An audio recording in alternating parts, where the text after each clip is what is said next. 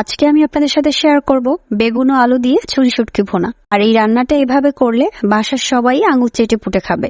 রান্নাটা করার জন্য প্রথমে আমি শুটকিগুলোকে এই যে এই সাইজের করে কেটে নিয়েছি।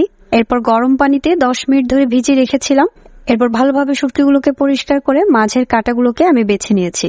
আর এই রান্নাটা যদি এভাবে কাঁটা ফেলে দিয়ে করা হয় তাহলে টেস্টটা দ্বিগুণ বেড়ে যায়।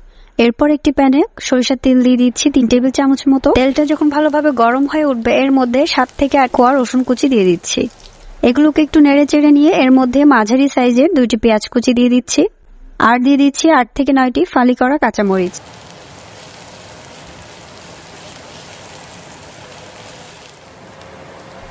পেঁয়াজগুলো ভাজতে ভাজতে যখন লালচে কালার হয়ে আসবে তখন এর মধ্যে অ্যাড করে দিচ্ছি শুটকিগুলো।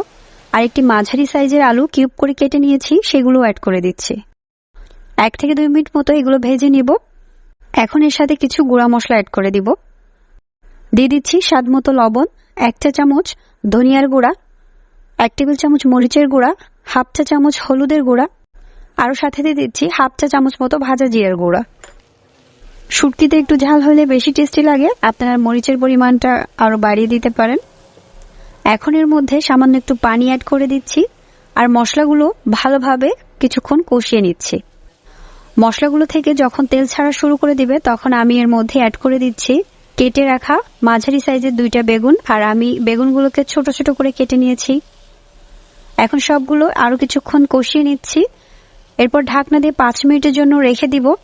আর এই পর্যায়ে আমি চুলার আঁচটা একেবারে মিডিয়ামে রাখবো। 5 মিনিট পর বেগুনগুলো যখন হালকা সেদ্ধ হয়ে যাবে তখন এর মধ্যে একটু টমেটো কুচি দিয়ে দিচ্ছি। আর দিয়ে দিচ্ছি 7 থেকে 8 কোয়া গোটা রসুন। আর এই গোটা রসুনগুলো যখন ভাতের সাথে মেখে খাওয়া হয় তখন অন্য ধরনের একটা টেস্ট লাগে। এগুলোকে কিছুক্ষণ নেড়ে চেড়ে নিয়ে এর মধ্যে আমি প্রায় 1.5 কাপ মতো পানি অ্যাড করে দিচ্ছি। এরপর ঢাকনা দিয়ে 10 মিনিট মতো রান্না করব। আর চুলার আঁচটা মিডিয়ামেই রাখতে হবে। শুটকির পানিটা কিন্তু অলমোস্ট শুকিয়ে গেছে। আমি এই পর্যায়ে এসে চুলার উপর রেখে আরো 2 থেকে 3 মিনিট নাড়াচাড়া করতে থাকবো। পানিটা যখন আরো কিছুক্ষণ টেনে যাবে তখন এর মধ্যে কিছু ধনিয়া পাতা কুচি দিয়ে দিচ্ছি। তারপর আবারও কিছুক্ষণ নেড়ে চেড়ে আমি চুলা থেকে নামিয়ে নিব। এইভাবে শুটকি রান্না করে যদি গরম ভাতের সাথে সার্ভ করা হয় তাহলে কিন্তু সাথে আর কিছুই লাগবে না। আর আমার রান্না যেটা সব থেকে বেস্ট হয় আমি আপনাদের সাথে সেটাই শেয়ার করি।